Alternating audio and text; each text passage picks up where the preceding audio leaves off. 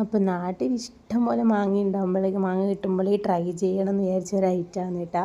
പുട്ടും മാമ്പഴം എങ്ങനെയുണ്ടെന്ന് എല്ലാവരും പറയുന്നുണ്ടെങ്കിൽ ഭയങ്കര ടേസ്റ്റാണെന്ന്. അപ്പോൾ എനിക്ക് നാട്ടിൽ നിന്ന് ചെയ്യണം എന്നുണ്ടെങ്കിൽ പക്ഷേ സമയക്കുറവ് കൊണ്ട് എനിക്കത് ചെയ്യാൻ പറ്റിയിട്ടേ ഇല്ല. അപ്പോൾ ഇന്നലെ ഞാൻ ഇവിടുന്ന് മാർക്കറ്റിൽ പോയ സമയത്ത് എനിക്ക് 2 വലിയ മാമ്പഴം കിട്ടിയിട്ടുണ്ട്.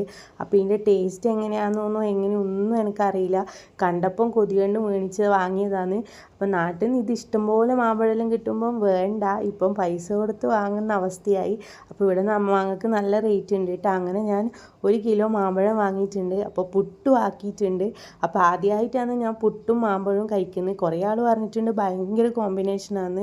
അപ്പോൾ ഞാൻ മാങ്ങയിലും തൊലി കളഞ്ഞ് മുറിച്ച് പുട്ടിൻ്റെ കൂടെ ഇട്ടുവിട്ടാ. പിന്നെ ഞാൻ പുട്ടും കുറ്റിയിലല്ല പുട്ടാക്കുന്നത്, ഇഡ്ഡലി ചെമ്പിലാണ്. ഏതായാലും പുട്ട് ഉടച്ചിട്ടാണല്ലോ കഴിക്കുന്നത്, പക്ഷേ ഇതാകുമ്പോൾ എളുപ്പ പണിയായി. അങ്ങനെ ഞാൻ പുട്ടും മാമ്പഴവും കഴിക്കാൻ റെഡി ആയിട്ടാ. അപ്പോൾ പുട്ടും കുറ്റിയിലാക്കുന്നതിനെക്കാട്ടി എനിക്ക് എളുപ്പമായിട്ട് തോന്നി നമ്മൾ ഇഡ്ഡലി പാത്രത്തിലാക്കുന്നതാണ്.